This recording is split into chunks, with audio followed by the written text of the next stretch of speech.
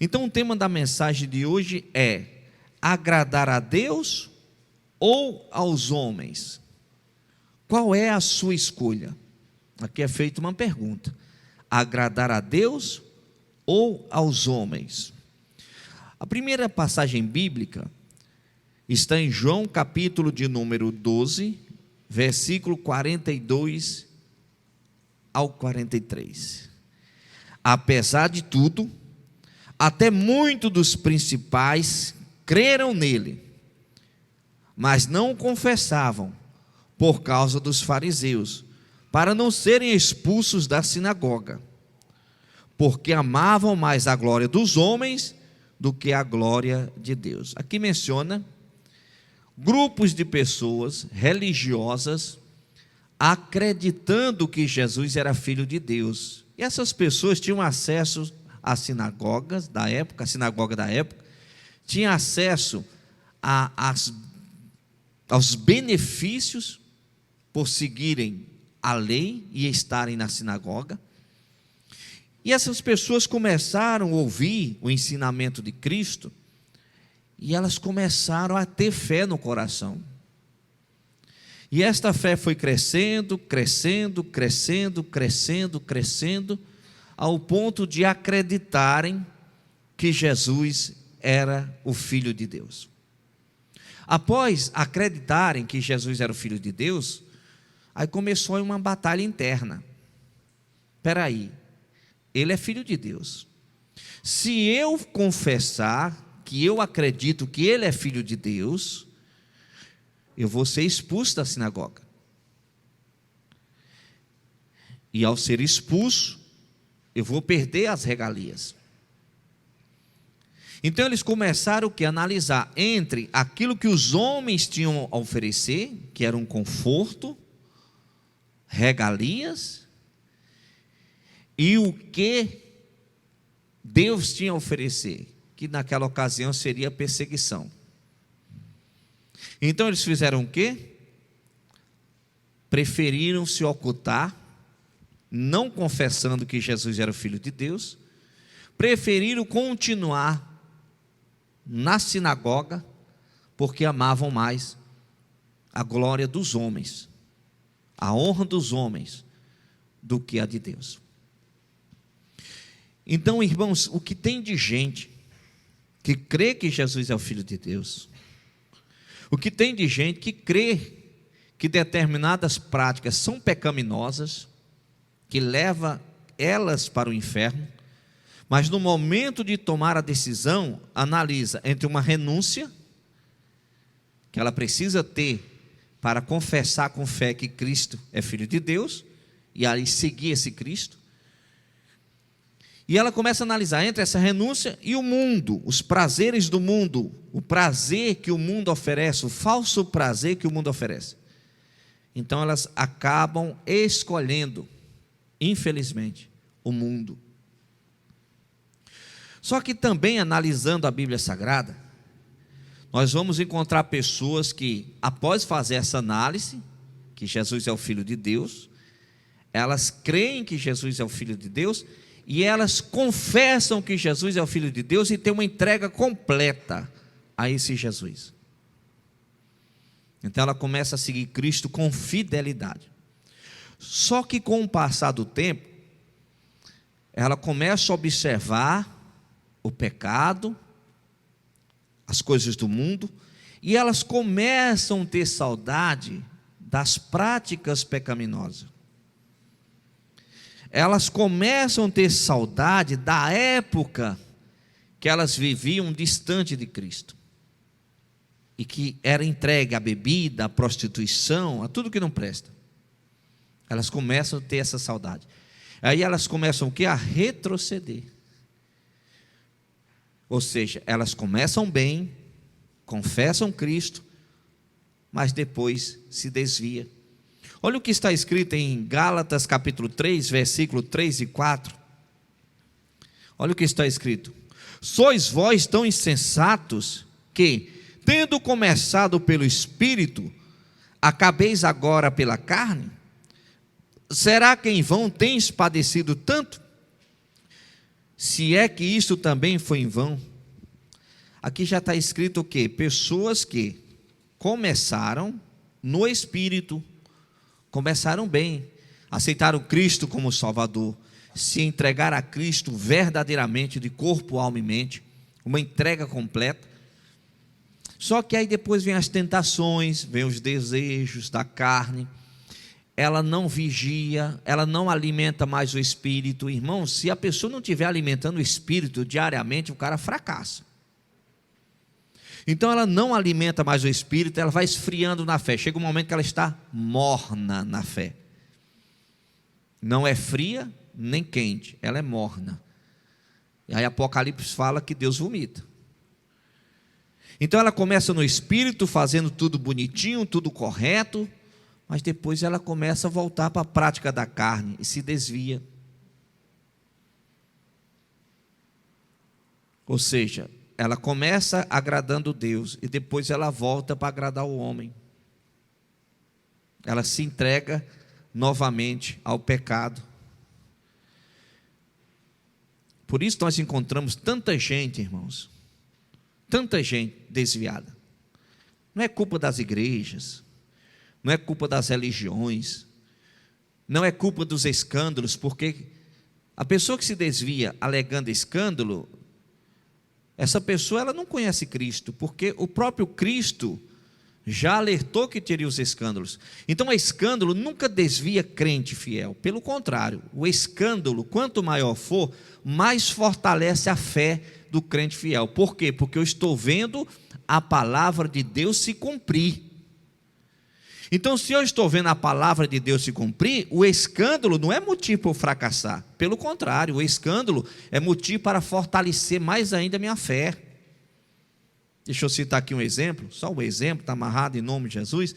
Digamos que surge aí um acontecimento, missionário R.R. Soares cometeu um adultério. Está amarrado, é só um exemplo.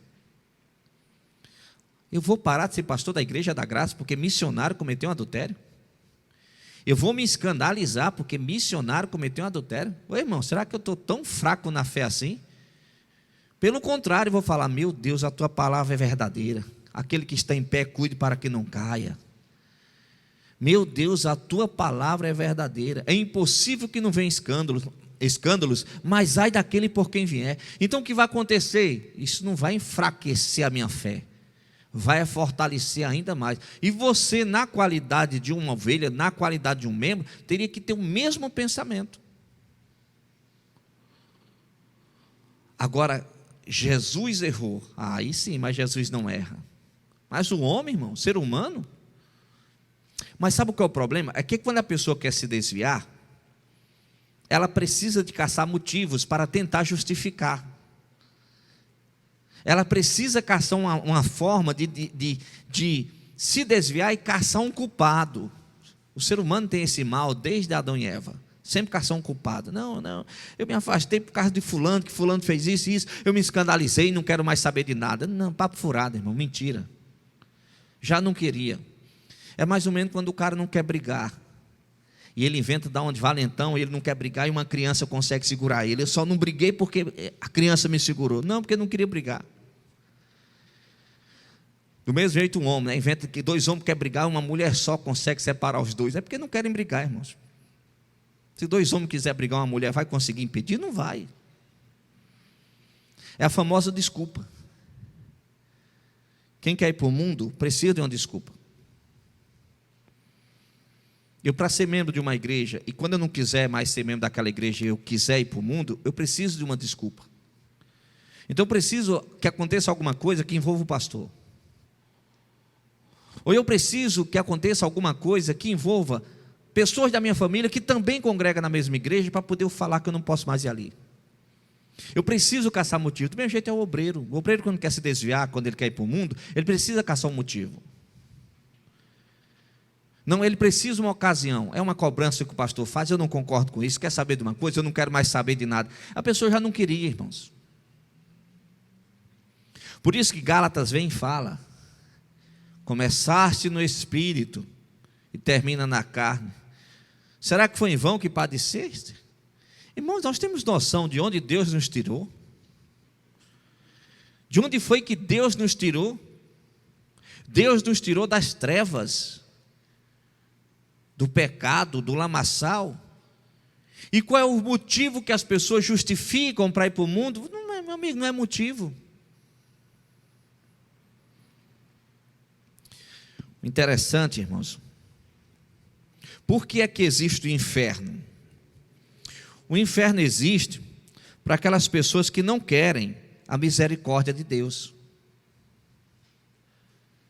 Deus, Ele deu todo o suporte para qualquer pessoa ser salva. E o suporte foi tão grande que até quando a pessoa peca, Ele perdoa. Ou seja, sempre estendendo a misericórdia, sempre passando a mão na cabeça, enquanto a pessoa está viva. Aí chega aquele momento que a pessoa morre sem Cristo. Lá não será passada a mão na cabeça, lá será condenação eterna, inferno eterno. Só que Deus, irmãos, não vai carregar peso na consciência. Ele deu todo o suporte. Tem uma passagem bíblica que mostra Deus se dirigindo ao povo dele no passado, o que Deus esperava daquele povo e o que aquele povo fez. E se nós trouxermos para os nossos dias, tem tudo a ver. Olha o que está escrito em Jeremias capítulo 2, versículo 21.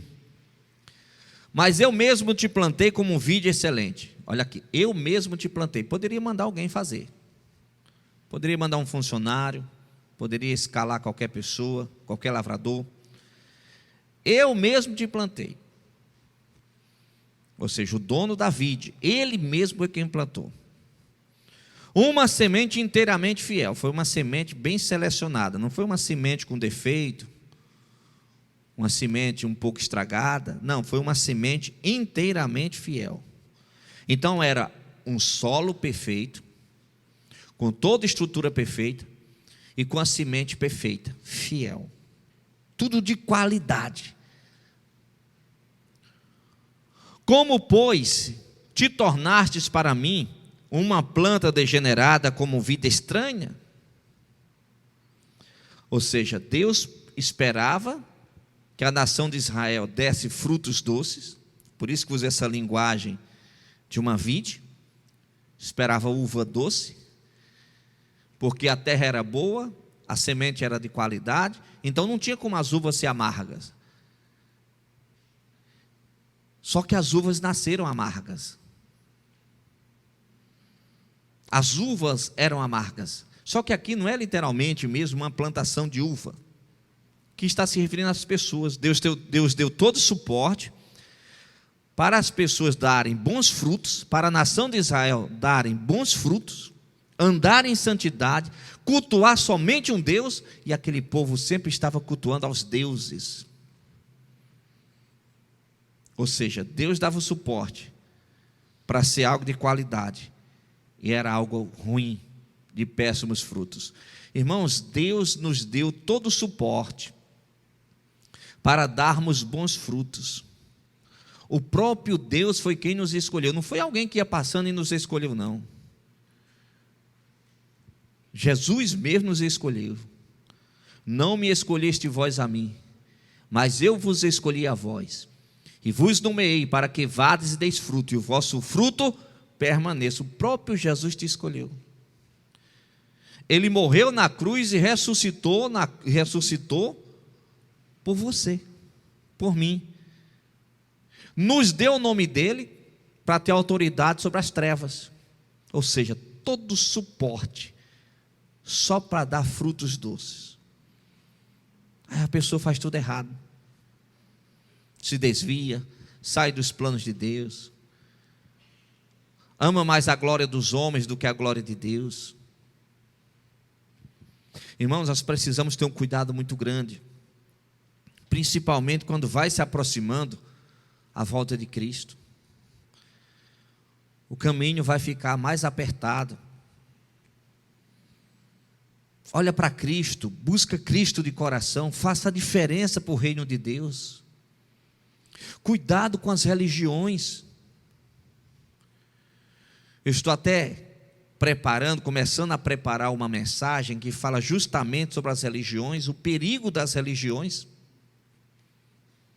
Se você não tiver um cuidado, você vai ser enganado pelas religiões, irmãos.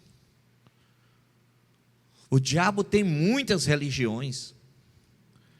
O diabo tem muitos falsos profetas. O diabo tem muitos enganadores pregando em o nome de Jesus. Se você não tiver um cuidado, você vai pôr a sua confiança mais na religião do que em Deus. Só uma pequena palhazinha sobre essa mensagem que eu estou começando a organizar. Religião assim, ó. Eu classifico que existem 3 tipos de ensinamento dentro da religião. Primeiro tipo de ensinamento é aquela religião que ela pende para o lado negativo. Então ela consegue atrair o máximo de pessoas possíveis que também são negativas. Como assim? Tem religião que é o seguinte, pende para o lado negativo. Se você chegar lá e falar, estou com dor de cabeça, o pregador já vai falar, é obra de macumba. Se você comer uma feijoada e sentir uma dor no estômago, já vai vir a revelação que lá no cemitério na Bahia fizeram isso, isso e isso contra você. Então tudo é só coisa negativa. Você é vítima de inveja. Você é vítima disso. Você tudo que é negativo, a pessoa fala. E tem pessoas que elas gostam disso. Ela quer porque quer saber por que é que ela está daquele jeito e quem é da família que tem inveja contra ela. Ela quer porque quer saber quem é que fez algo contra ela. Ela tem sede, sabe? O fracasso da vida dela, ela sempre vai caçar. Ela quer caçar alguém. Então ela é atraída por esse discurso. Então a pessoa está lá, não tem a pregação sobre mandar se santificar, renunciar ao pecado. Não. Deus me mostrou que eu estou vendo um vulto e só isso. Então a pessoa se atrai por isso. Um exemplo, num culto como esse, quando terminar, se eu falasse assim, pessoal, do lado direito, tem alguém lá fazendo um monte de revelação, um monte de crente talvez saísse desse culto e ainda fosse passar lá. Irmão, se eu saísse daqui e falasse assim, ó, tem um crente revelando aqui, eu vou para cá. Quero nem papo. Por quê? Porque eu não estou no patamar, irmãos, de esperar que alguém revele. Revelar o quê, irmão? Para com isso. Para de procurar dar motivo para Satanás profetizar coisa ruim na sua vida. Então tem essa linha de ensinamento, entendeu? Que é só isso, não passa disso. E se a pessoa está lá e a pessoa quiser sair, ele fala assim, ó, a espada vai passar no teu pescoço e na tua família, tu sair daqui. Então é só escravidão mesmo, religião. Ok. Tem o outro lado,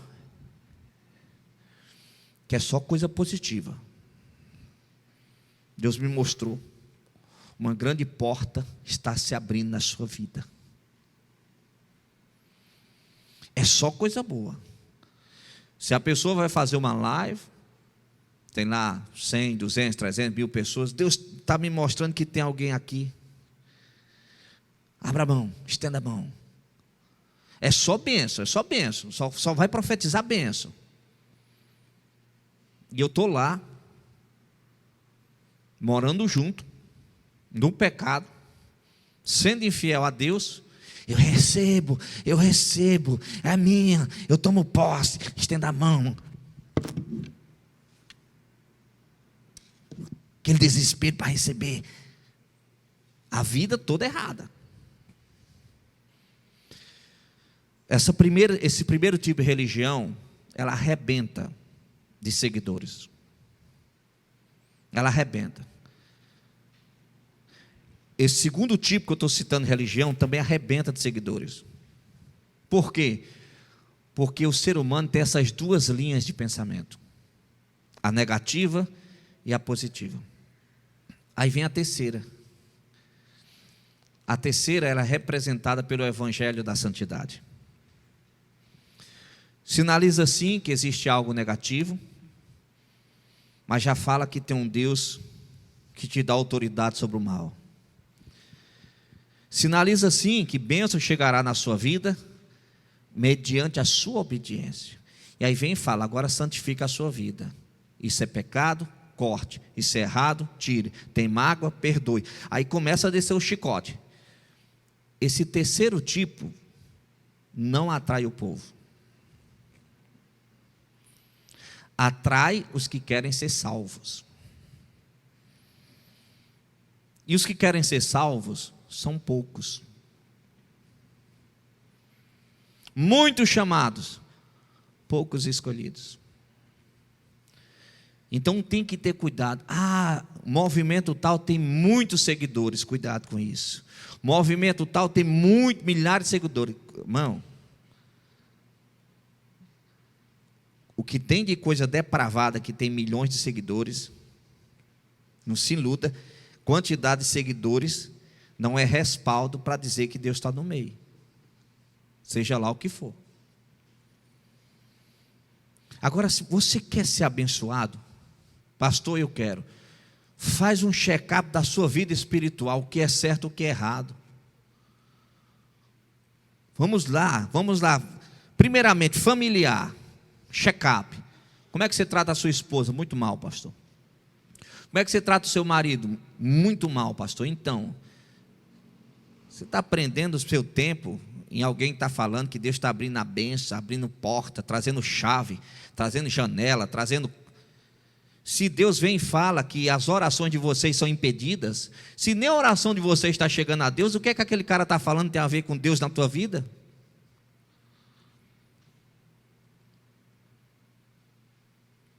Você está perdendo tempo. Está ouvindo palavras para alimentar seu ego. Fez um check-up do casamento, então, beleza. Qual é o meu papel como homem? Agora eu vou estudar para saber qual é o meu papel como homem.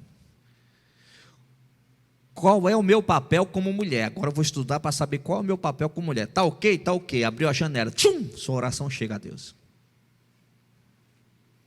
Você não precisa. Recebe a chave, recebe a bênção. Você não precisa. Estou vendo um vulto preto. Estou vendo isso, estou vendo aquilo. Não, irmãos. Você precisa de santidade. Agora o próximo passo. Vai fazer um check-up. Vida financeira, ponto. Como é que está a minha vida espiritual financeiramente? Ou como é que está a minha vida financeira espiritualmente? Eu estou sendo dizimista fiel? Não, não estou. Aí está lá, preso. Nas profecias que Deus está trazendo as portas abertas. Que Deus não está trazendo nada, irmãos. Mas pastor, a pessoa falou tudo que tem a ver com a minha vida. Você tem que entender que existe o senso comum. Um exemplo. Nós temos um culto desse. Dezenas de pessoas aqui. Se eu fosse um mau caráter, eu iria trabalhar em cima da lógica. Qual é a lógica? Se tem dezenas de pessoas, então tem várias pessoas casadas. Se tem dezenas de pessoas, automaticamente tem várias pessoas que moram juntas. Se tem dezenas de pessoas, há uma possibilidade de alguém estar enfrentando problema na saúde. Se tem dezenas de pessoas, há uma possibilidade de pessoas estarem enfrentando problema financeiro. Agora eu posso enfeitar o bolo. Deus está me mostrando aqui, ó. Tem uma pessoa aqui com problema no casamento. Você, na qualidade de ovelha, inexperiente, desesperado atrás de uma resposta, querendo que Deus fale, você vai falar, pronto, sou eu, Deus está falando comigo. Deus não está falando contigo, porque eu estou fazendo isso. Agora, quando a pregação vem e fala, qual o seu papel como mulher, qual o seu papel como homem no casamento, aí sim Deus está falando contigo. Porque alguém chegar para você e falar que você está com problema no casamento, irmão, de cada 100 casais, talvez 80, 90 esteja com problema. Isso não é ser usado por Deus falar que tem gente com problema no casamento. Ser usado por Deus é quando a pessoa traz o recado de Deus, sinalizando o que a pessoa tem que fazer. Então você está ali quietinho, a pregação está falando sobre o seu papel no casamento, você ali recebeu aquele ensinamento, Deus falou contigo. E pode ter certeza que o ensinamento de Deus sempre vai vir condicionado a algo, uma palavra-chave, renúncia, que as pessoas não querem ouvir. Poxa, eu vou ter que mudar meu comportamento com meu marido, vou ter que mudar meu comportamento com a minha mulher. Aí eu volto lá para a questão financeira. Poxa, estou sendo dizimista? Não, não estou sendo dizimista. Mas por que eu não estou sendo dizimista? Deixa eu procurar meu pastor. Pastor, não estou sendo dizimista, não estou tendo fé para ser dizimista. O senhor poderia me ajudar, me ensinar, me dar um suporte? O pastor vai te orientar. Digamos, chega uma onda de conflito. Pastor, situação para mim não está fácil. Olha, eu estou com um dízimo de R$100 para devolver. Pastor, mas eu não tenho nada para comer em casa. E agora, pastor? Aí eu vou falar para você, se for uma ovelha minha, eu sendo pastor dela. Devolve o dízimo, normalmente. Você não pode tocar no que não é seu. Eu, na qualidade de pastor, eu tenho uma autoridade espiritual para ajudar as pessoas. Você pode ter certeza, se é uma ovelha minha, aquele valor que ela devolveu do dízimo e deixou de comprar de alimento, pode ter certeza, nem que seja aquele valor de alimento, ela vai receber. Ela vai receber de volta. Não vai passar fome. Pastor, estou aqui com R$200, ou eu pago a conta de luz, ou eu devolvo o dízimo. Eu vou falar para ela, devolva o dízimo. Não toque no dízimo. Quanto é a sua conta? Nem que seja o valor do dízimo que ela deu, ela vai receber de ajuda para pagar a conta de luz dela. Estou falando a ovelha que quer fazer o que é certo. Também não é para você pegar essa palavra aqui agora, pastor. Não é para cada pessoa, entendeu? Aí vamos lá, eu sou uma ovelha, eu faço parte do ministério, é um ministério sério, que manda eu renunciar. Ministério que não manda renunciar não é de Deus, não é levantado por Deus. E aí te dá todo o suporte para você organizar a sua vida. Aí você, não, estou com R$100, eu vou comprar comida. Tendo um pastor que fala, eu te ajudo. Não, daqui eu vou pagar minha conta de luz. Tendo um pastor que fala, eu te ajudo. Você faz tudo errado. A tendência é você ou cair nessa primeira linha de ensinamento, de coisa negativa, porque tem gente que tem uma sede de falar, de ouvir que ela é vítima de macumba. Tem gente que tem uma sede muito grande de ouvir que as pessoas têm inveja dela. Inveja de quê, irmão? Quem é que tem inveja de uma vida desgraçada? Que não tem nada. E quanto mais miserável a pessoa é, mais ela acha que ela é vítima de inveja. Inveja de quê? Se nem um cachorro a pessoa tem. A tendência é cair nessa linha de ensinamento ou ficar iludido com essa outra aqui. Só palavra positiva. Deus está me mostrando, a porta está abrindo, está chegando essa semana. Segura, recebe, lá vem um anjo. É isso daí. Quem escolhe a terceira linha, que envolve o ensinamento do Evangelho, renúncia, ordem, decência, regras, princípios, vai vencer. Não vai ser do dia para a noite, não, irmãos. Vai vencer, vai sobressair, vai conquistar. Se passar lutas, não vai renunciar à fé. Vai estar com a fé ali, ó, avivada, fortalecida. Irmãos, para finalizar, qualquer pessoa que deseja vencer na vida, ela precisa colocar em prática o que está escrito em Gálatas capítulo 5, versículo 24. Olha o que está escrito. E os que são de Cristo crucificarão a carne com as suas paixões e concupiscência. O que é concupiscência? Desejo descontrolado da carne. Os que são de Cristo crucificarão a carne. Ou seja, os que são de Cristo, vem o desejo de errar, assim como as pessoas do mundo. Vem o desejo de pecar, assim como as pessoas do mundo. Mas ela sacrifica a sua carne. Como é que ela sacrifica a carne? Falando não para aquele desejo. Estou com desejo de beber, eu não vou beber. Ela está sacrificando a carne. Eu não estou com desejo de ir na igreja, eu vou para a igreja. Ela está sacrificando a carne. Eu não estou com desejo de perdoar, mas ela perdoa. Ela está sacrificando a carne. Eu não estou com desejo de ser uma pessoa fiel a Deus nos meus dias, mas eu vou ser, a partir de hoje vou ser. Ela está sacrificando a carne. Qualquer pessoa, irmão, que sacrifica a sua carne, qualquer pessoa que tem essa entrega, pode ter certeza, vai vencer na vida. E religião número 1, só coisa negativa. Religião número 2, só coisa positiva. Ela não tem estômago para ouvir. Ela não tem estômago para sentar e tirar 1 hora do tempo dela. Porque ela sabe que o que Deus tem para ela está baseado em ensinamento. E todo ensinamento de Deus, pode ter certeza, sempre tem uma pontinha de renúncia. Tem que ter renúncia. Se não tiver renúncia, não tem salvação. Tem que levar a cruz. Se não levar a cruz, não tem salvação. Feche os olhos, por favor. Coloca a mão no coração. Vamos falar com Deus. Pai, obrigado, meu Senhor, por esta mensagem que o Senhor nos trouxe. Que o Senhor, meu Deus, possa abençoar todas essas pessoas. Que o Senhor possa derramar da tua unção, da tua graça e do teu poder. Pai, faça uma obra completa na vida de cada um. É o que eu te peço, em nome de Jesus Cristo, para a tua glória. Amém. E você que crê, aplauda o Senhor Jesus Cristo bem forte, que Ele merece.